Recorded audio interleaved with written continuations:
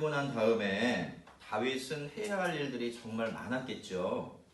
그 중에서는 지극히 현실적이고 너무나 예민한 정치적인 일들도 굉장히 많았을 겁니다. 질투와 탐욕 때문에 정적을 제거하는 일에만 몰두했던 사울 때문에 이스라엘 12지파는 각자의 임식 이익을 중심으로 해서 갈갈이 찢어져 있었고요.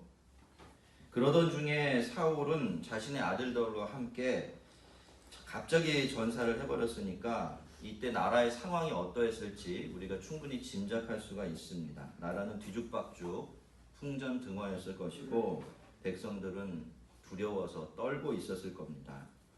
물론 그랬기 때문에 다윗은 생각보다 빠르게 이스라엘 전체의 왕이 될 수 있었겠지만 그런 상황에서 다윗이 느낀 압박감이라는 것은 정말 어마어마했을 것입니다. 하지만 하나님의 은혜와 섭리 가운데 그 어려운 시기를 잘 넘길 수 있었던 다윗은 정신을 좀 차리고 난 다음에는 하나님부터 생각했습니다. 법궤를 옮기고 성전을 지으려고 했죠. 중간에 하나님을 오해하기도 했고 또 하나님의 은혜도 잘 몰라서 좌충우돌 적지 않은 실수도 저지를 뻔했지만 그럼에도 불구하고 그렇게 다윗의 마음은 하나님께로 향하고 있었던 것이죠. 그리고 하나님은 그런 다윗의 중심을, 그 마음을 너무나 기쁘게 어여삐 여기셨고요. 그래서 그에게 다윗 언약을 주신 겁니다. 하나님께서 내가 너의 자손들의 아버지가 될 것이고 너와 너의 자손을 통해서 이스라엘의 왕위가 영원히 이어지게 해주겠다. 이런 어마어마한 정말 믿을 수 없는 복을 약속해 주신 것이죠. 그리고 그 다음에 나오는 이야기가 다윗이 주변 나라들을 정복해간 전쟁 이야기들인데요. 이것은 사실 전쟁에 대한 이야기라기보다는 하나님께서 진짜로 현실적으로 어떻게 하나님의 그 약속을 지켜가셨는가 하는 이야기들이죠. 여러분, 하나님께서 약속을 하시기 전에 이미 약속을 지키고 계셨습니다. 그것이 다윗이 받았던 은혜이고요. 오늘 우리도 그와 같은 똑같은 은혜 아래 살아가고 있는 겁니다.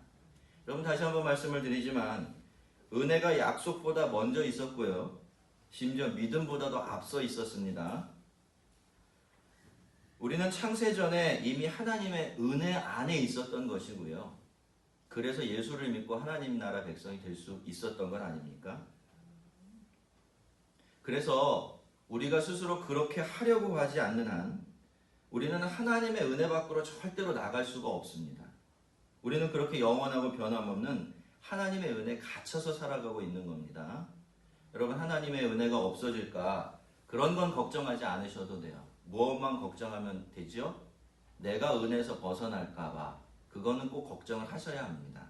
왜냐하면 우리에게는 의지라는 게 있고 자유라는 게 있어서 얼마든지 그렇게 할 수가 있기 때문이죠. 사울은 우리에게 그 예를 보여주고 있는 사람이라고 할 수 있을 것 같아요. 자, 그런데 다윗은 이렇게 하나님께만 신실했던 것이 아닙니다. 나라의 기틀이 든든히 세워져 갈 즈음에 다윗은 사울 집안 사람들을 생각해내죠.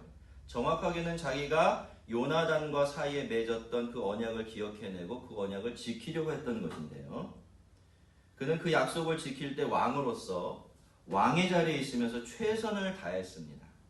한나라의 왕이었기 때문에 전혀 정치적인 목적이나 의도 없이 그런 일들을 할 수는 없었지만 그러는 중에도 무비보셋에게 가능한 한 최대한의 은총을 베풀었죠. 그를 자기 아들처럼 곁에다 두고 극진하게 보살폈고요.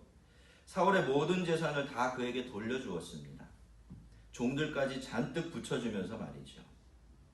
하나님께서 다윗에게 신실하셨던 것처럼 다윗은 하나님께만 신실했던 것이 아니라 그렇게 자기와 언약을 맺고 있었던 모든 사람들에게 신실하기 위해서 애쓰며 살았던 겁니다.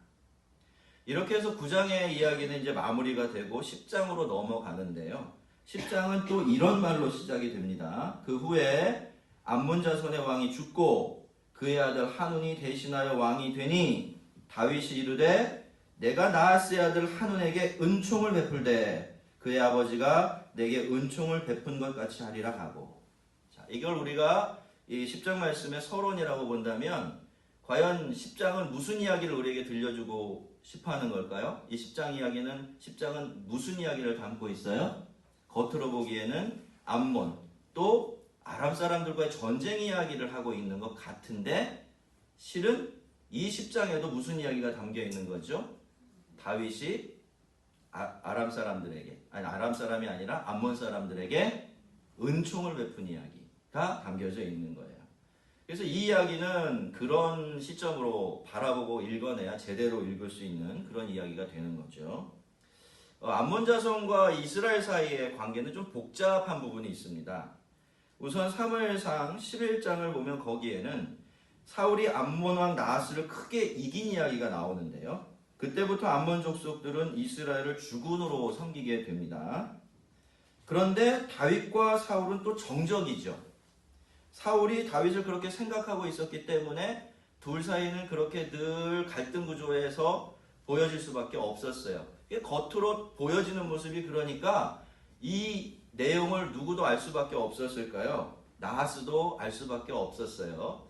그래서 다윗의 이야기를 통해서 보면 이 나하스는 언젠가 은밀하게 다윗과 동맹을 맺었던 것 같아요.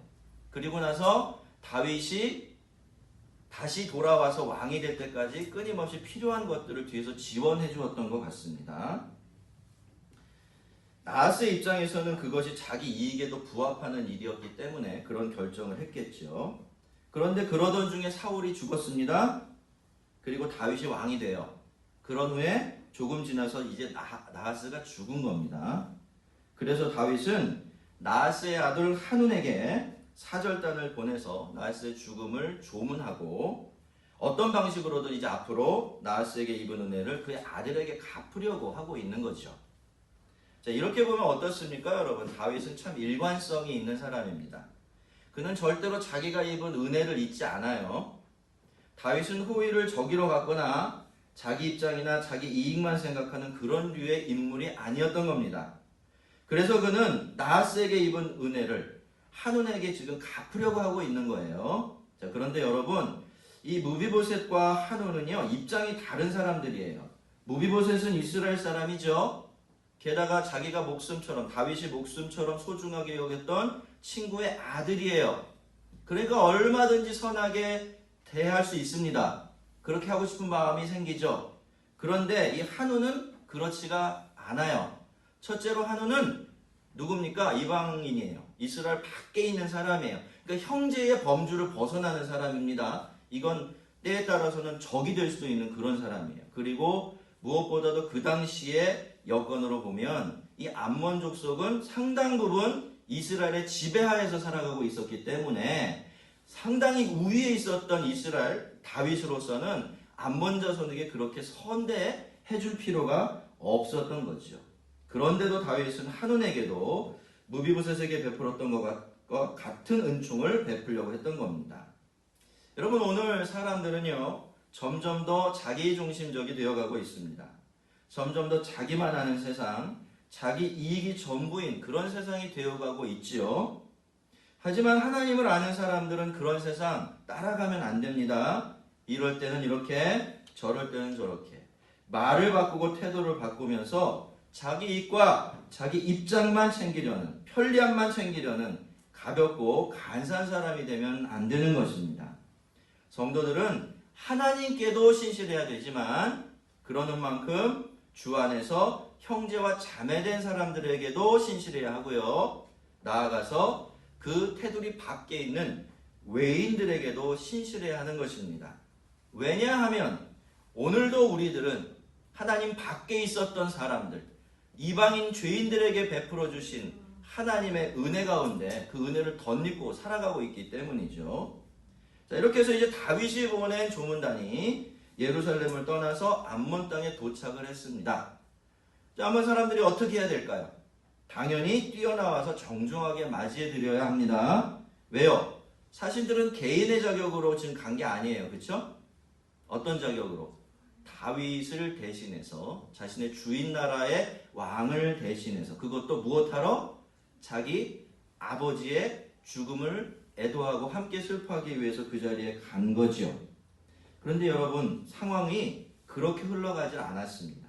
안타깝게도 이제 갓 왕이 된 한운의 주변에는 상황을 제대로 파악할 능력이 부족한 어리석은 신하들이 참 많았던 것 같아요.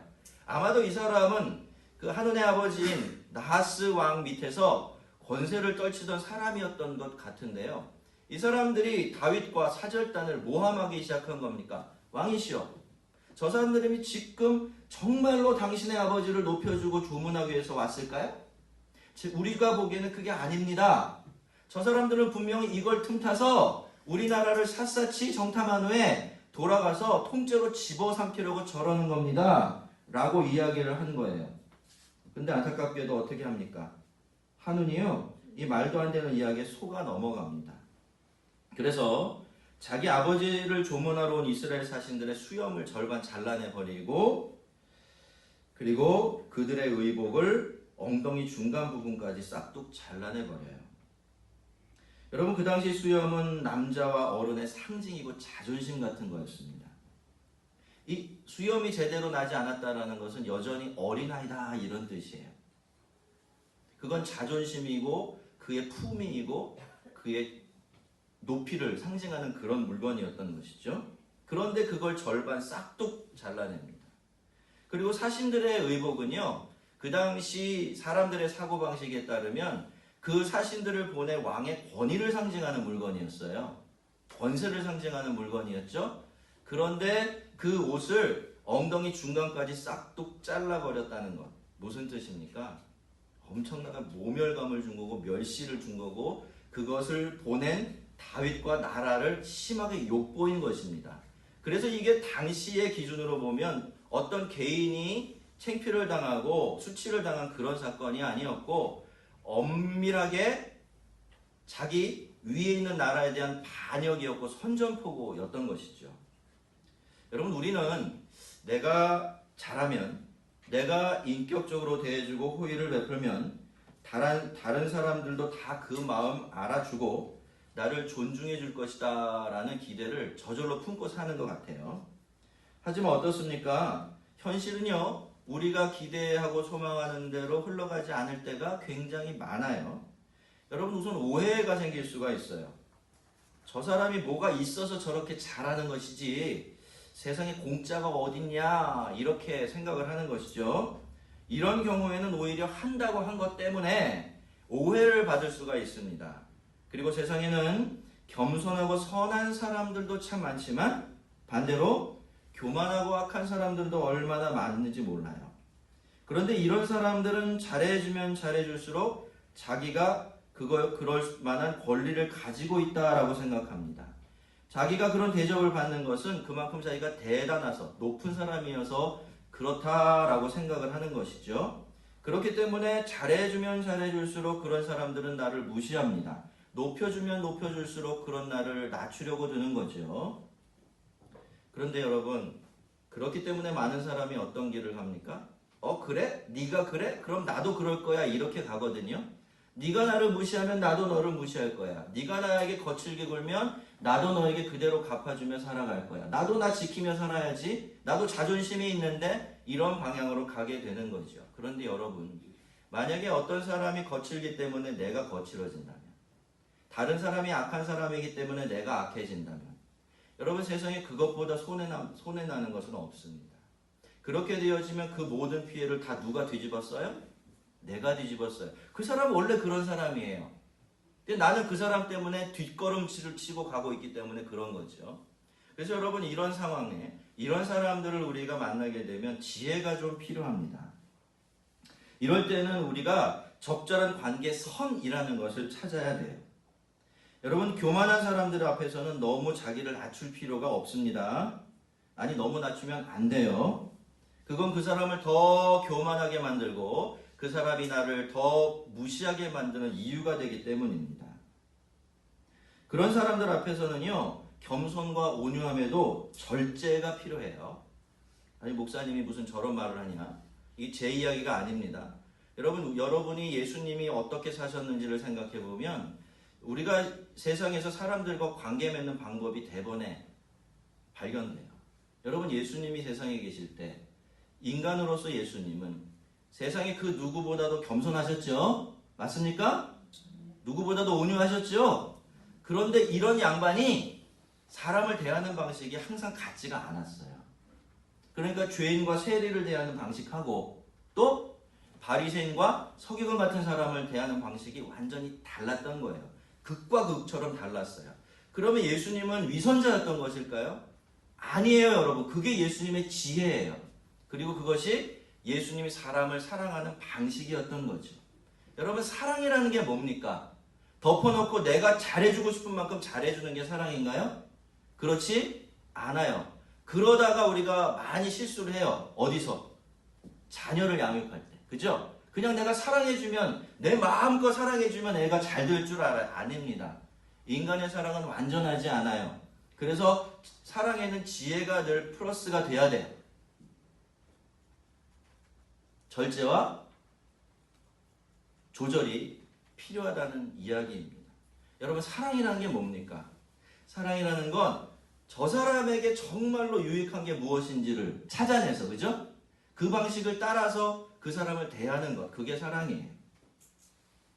아몬 사람들은 자기들이 한 일 때문에 이스라엘과의 관계가 완전히 어그러졌다는 것을 알았죠. 왜냐하면 뭐 어떻게 보면 일부러 그렇게 되라고 그렇게 한 것이기 때문에 그 일을 모를 리가 없었어요. 그래서 사신이 돌아가자마자 사방팔방으로 사람을 보내서 돈을 쥐어주면서 이 용병들을 이렇게 고용을 합니다. 그 당시에 이제 아람 족속들이 남쪽과 북쪽에서 이게 여기로 이렇게 이제 요단강이 있으면 요단강 동쪽에, 그죠? 동쪽에서 위에와 아래에서 맹위를 떨치고 있었거든요. 막 새를 불려나가고 있었어요. 그래서 그들을 중심으로 해서 큰 대규모의 연합군을 형성하게 됩니다. 왜요? 이제 이스라엘을 먼저 공격하겠다, 이런 뜻이었죠. 그런데 여러분, 이 7절 우리가 한번 보면요, 거기에 대한 다윗의 반응이 이렇게 기록되어 있어요. 다윗이 듣고 요압과 용사의 온 무리를 보내매. 다윗이 듣고 뭘 들었다는 소리예요? 암몬 족속들이 그렇게 대규모의 전쟁을 준비하고 있다는 소식을 들었어요. 듣고 나서 다윗이 어떻게 한 거예요? 그전에는 가만히 있다가 그 소식이 들려오면서 군사를 모집을 하고 보낸 겁니다. 그럼 원래는 누가 먼저 움직여야 할까요? 당연히 다윗이 먼저 움직여야 돼요. 왜요? 모욕도 내가 당했어요. 그렇죠? 심한 모욕도 내가 당했어요. 할례 없는 족속에. 여러분, 할례 없는 족속에게 모욕을 당하는 것만큼 이스라엘에게 치욕적인 게 없어요. 그리고 선전포고도 내가 한 게 아니에요. 상대방이 나한테 한 거예요. 그러면 당연히 먼저 군사를 일으켜야 될 사람은 다윗이에요. 그리고 그렇게 하는 것이 이스라엘에게도 훨씬 더 유리한 결정이 되겠죠. 근데 여러분, 다윗이 어떻게 한 겁니까? 그걸 몰랐을 리도 없는데 다윗은 먼저 암몬을 공격하지 않았습니다. 오히려 암몬이 전쟁 준비를 다 마쳤습니다 라는 소식이 들려올 때까지 기다렸던 것 같아요. 정말 이해하고 힘든 아주 희한한 일이지만 다윗은 일부러 그렇게 천천히 움직여갔던 겁니다. 다윗은 이 전쟁에 직접 나서질 않았어요. 자기 대신 요압과 아비세 두 형제를 보냈는데요. 전쟁은 처음에는 이스라엘이 굉장히 불리한 상태로 시작이 되었어요.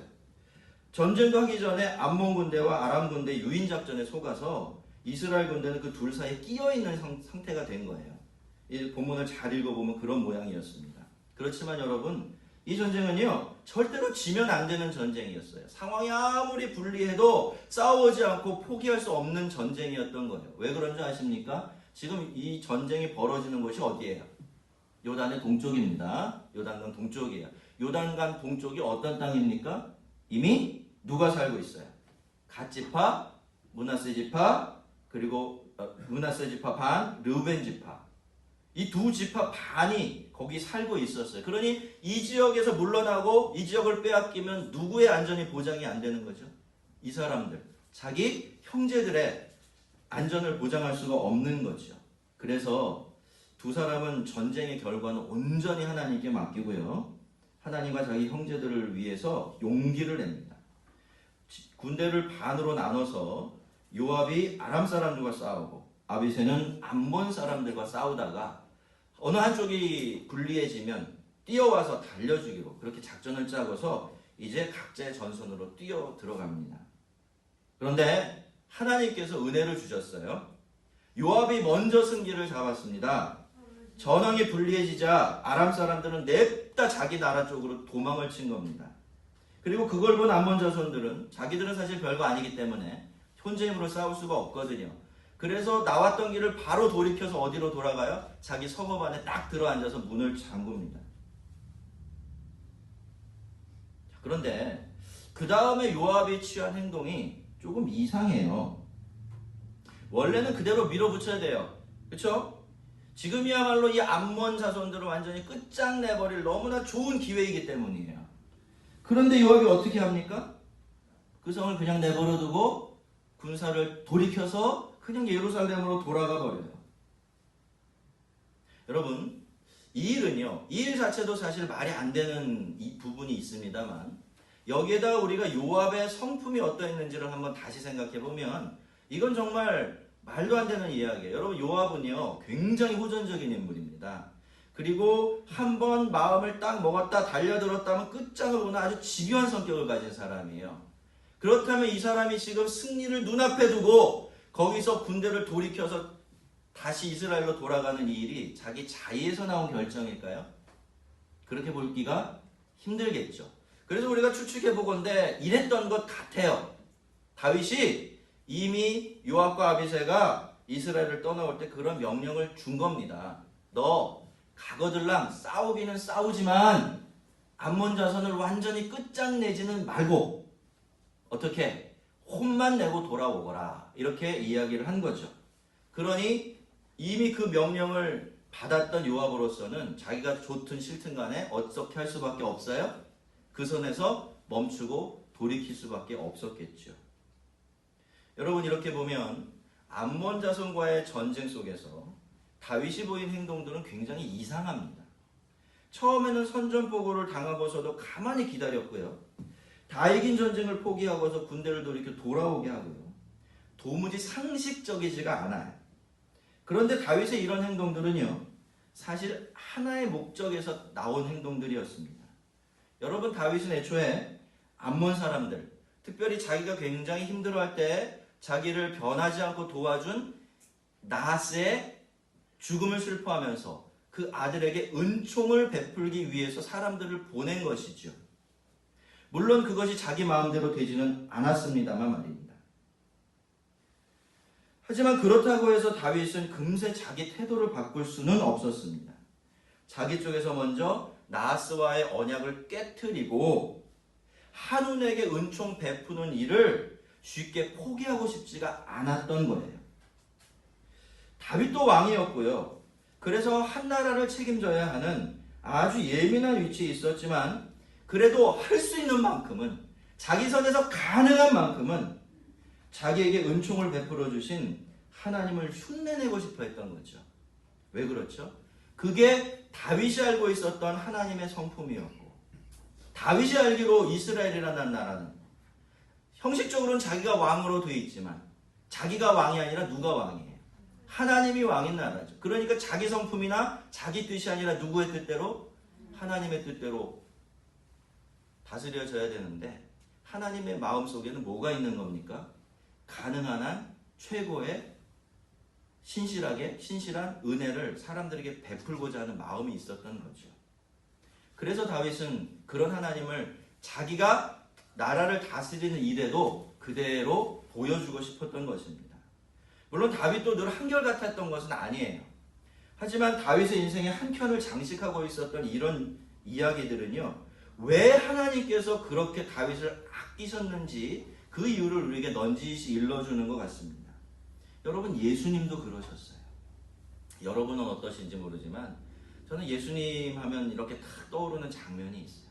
그게 뭐냐면 마지막 유월절을 제자들과 함께 보내는 장면입니다. 여러분, 예수님은요, 그 밤이 다가기 전에 자기의 모든 제자들이 자기를 배신하고 도망칠 줄로 알고 계셨어요. 그리고 그 중에 한 명은 또 돈을 받고 자기를 팔아 넘길 것도 알고 계셨죠. 다 아시는 상태에서 어떻게 합니까? 그 제자들과 함께 그 중요한 마지막 유월절 만찬을 드십니다. 식사를 같이 한다는 것은 너와 나는 하나다 이런 뜻이거든요. 뿐만 아니라 어떻게 하셨습니까? 그런 제자들의 발을 일일이 다 씻어주셨어요. 그 일에 대해서 성경은 우리에게 뭐라고 증거하냐면 예수님께서 이 세상에 계실 때에 자기 사람을 사랑하실 때 어떻게? 끝까지 사랑하셨다. 이렇게 되어 있습니다. 그러니까 예수님은요, 모든 걸 다 알고 계세요. 제자들이 얼마나 못돼 처먹었는지, 얼마나 간사한 성품을 가졌는지, 우리의 속에 뭐가 들어있는지 다 아시죠. 그렇지만 그럼에도 불구하고 끊임없이 사랑하고 기다리고 은혜를 베풀어 주시는 거죠. 그러니 여러분, 그런 하나님의 성품, 그런 예수님의 성품을 미리 모르면서도 흉내를 내려고 애쓰며 살았던 다윗이 하나님 눈에 보시기에 부족함은 있으나 이뻤을까요? 이쁘지 않았을까요? 엄청 이뻤겠죠. 얼마나 기특했겠습니까? 왜요? 하나님께서 이 세상에 만들어내고 싶어하는 당신의 백성이 바로 그런 모습인 거예요. 부족하고 완전하지 못해도 자기의 자리에서 할 수 있는 만큼은 하나님을 흉내내며 닮아가는 사람, 그 사람을 이 세상에 만들어내고 싶은 것이 하나님의 소원이에요. 자, 그런데 이렇게 전쟁이 다 마무리가 되는가 싶었는데 이번에는 누가 움직이죠? 아람 사람들이 움직입니다. 그렇게 도망을 간 아람 사람들의 입장에서 이게 엄청나게 자존심 상하는 일이었고요. 또 저렇게 막 커져가는 이스라엘을 그냥 내버려두면 후에 굉장히 위험해질 수 있겠다 싶었기 때문에 그랬던 것이죠. 그래서 아람의 맹주였던 하다데셀은 강 건너편에 살던 자기 동족들을 다 소집해서 함께 이스라엘을 공격합니다. 이번에는 다윗도 직접 병사들을 이끌고 그 전쟁에 참전을 했죠. 결과는 다윗의 완승으로 끝이 납니다. 그때부터 이 지역의 이 정치적인 환경이 완전히 뒤바뀌어 버려요. 첫 번째로는 강 건너 아람 사람들은 이스라엘의 아래로 자진해서 들어가 버리면서 그때부터 이스라엘을 섬기기 시작을 합니다. 그리고 그 전쟁이 실패함으로 말미암아 하다데셀은 몰락하고 처음에 전쟁을 지켰던 암몬 족속들은 더 이상 재기불능 상태가 되어버리고 말아요. 어떤 일이 일어난 겁니까? 이 전쟁 하나 때문에 일거에 다윗과 이스라엘은 그 지역 전체를 아우르는 맹주로 떠오를 수가 있게 되었던 것입니다. 지금으로 치면 그 지역이 어디예요? 팔레스틴, 시리아 이쪽 지역을 전부 다 차지하게 된 겁니다. 여러분 어떻게 생각하십니까? 이렇게 보면 이 시작하고 결론이 너무나 다르지 않습니까? 누가 한온의 배신과 적대를 끝까지 참아냈던 그 다윗의 바보 같은 인내와 신실함이 이런 결과로 이어질 수 있을지 상상이나 했었겠습니까? 하지만 여러분, 이것은 하나님께서 다스리는 세상에서는요, 그리 이상한 것이 아니에요. 이것이 하나님께서 일하시는 방식이에요. 하나님은요, 하나님을 흉내내라고 스스로 바보 같아지는 사람들을 위해서 이렇게 종종 상황을 완전히 뒤집어 엎어버리십니다. 어제 제가 페이스북에서 믿음의 힘이라는 책을 쓰신 정요성 목사님의 글을 하나 읽었어요. 그분은 취미로 탁구를 치시는 것 같은데 이 상당 수준이신 것 같아요. 거의 달인의 수준이 아닌가. 그 자주자주 그분의 이제 글을 이렇게 탁구에 대한 이야기들이 그분의 글 속에 등장하는 것을 보면 굉장히 탁구의 조예가 깊은 것을 알 수가 있어요. 근데 그분이 이제 요 근래에 자기가 새로운 탁구 기술에 눈을 떴다 이렇게 말씀을 하시면서 덕분에 탁구 실력이 일취월장했다 이렇게 이야기를 하더라고요. 그러면서 이런 이야기를 적어 놓았습니다. 한번 읽어드리겠습니다. 공을 조금 더 기다리는데 무려 15년이 넘게 걸렸다. 조금 더 기다린다는 것은 시간적으로 말하면 0.1초도 안 되고 거리적으로 말하면 50cm가 안 될 것이다. 0.1초를 더 기다리는데 15년이 걸리다니 이렇게 사람은 미련하고 자기의 기존 개념을 깨트리기 힘들어하는 존재이다 라고 말이죠. 그리고는 이 글의 말미에 이 부분을 풀어서 이렇게 기록을 해놨어요. 인생의 많은 일들과 대인 관계는 적당한 거리 두기와 거리 떼기라고 보시면 좋을 것 같아요. 거리 두기와 적절한 기다림으로 해결된다. 나의 지혜와 행동은 어떤 결과를 가져오겠지만 그것뿐이다. 하지만 거리 두기와 기다림은 하나님의 연결하심과 배정하심, 그러니까 그 간격을 채워 넣는, 무언가로 채워 넣는 행위를 말하겠죠. 배정하심으로 하나님의 영광이 드러난다. 마지막 문장을 제가 한 번 더 읽어드리겠습니다. 나의 지혜와 행동은 어떤 결과를 가져오겠지만 그것뿐이다. 하지만 거리두기와 기다림은 하나님의 연결하심과 배정하심으로 하나님의 영광이 드러난다. 더 많이 기다려주는 것, 천천히 살아가는 것, 끝까지 우직하게 약속을 지키며 사는 것, 다른 사람들보다 조금 더 선하게, 더 많이 베풀고 사랑하면서 살아가는 것. 우리가 이런 일들을 그렇게 힘들어하는 것은요, 그러면 자꾸 우리의 인생에 틈이 생겨나고 구멍이 뚫리기 때문입니다. 그 틈이 두렵고 그 구멍을 두려워하기 때문에 우리는 이런 값지고 아름다운 인생을 살기를 굉장히 힘들어하는 것이죠.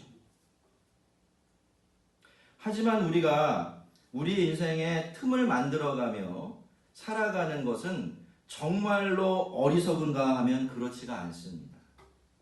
믿음을 따라서 하나님을 흉내내며 사느라고 우리의 인생에 틈이 생기고 이 틈이 벌어지기 시작하면 그때 그 틈은 누가 메꿔주십니까? 맞습니까? 하나님께서 메꿔주세요. 그런데 그것이 바로 우리의 인생을 내 손에 있는 조잡한 작품이 아니라 하나님의 전능하신 손 안에 있는 완전하고 아름다운 작품으로 빚어져 가는 것이고요. 이 세상에 하나님의 뜻이 이루어지게 하는 통로가 되는 것입니다. 성도 여러분, 누군가는요, 세상과 다르게 살아야 돼요. 하나님을 흉내내면서 살아야 한다는 겁니다. 그래야 비로소 세상에 하나님을 볼 수 있기 때문이에요. 그래서 하나님은 우리에게 믿음을 주셨어요. 그 믿음을 가지고 그 믿음이 가리키는 방향을 바라보면서 살아가라고 하나님은 그 귀한 믿음을 우리에게 주신 것입니다. 여러분, 구멍이 생기면 어떻게 된다고요? 하나님이 메꿔주세요. 구멍이 생기면 그렇게 해보세요. 구멍이 생기면 두려울 필요가 없어요. 정말 그렇습니까? 여러분, 막상 그렇게 해보면요, 그러다가 구멍 좀 생긴다고 해서 별 지장도 없어요. 그리고 더 중요한 것은 그 구멍을 하나님께서 메꿔주시면 그게 또 얼마나 짜릿하고 든든한지 몰라요. 몇 번 그런 일을 겪어보면요, 내가 왜 그동안 나 혼자 다 하려고 하고 살았지?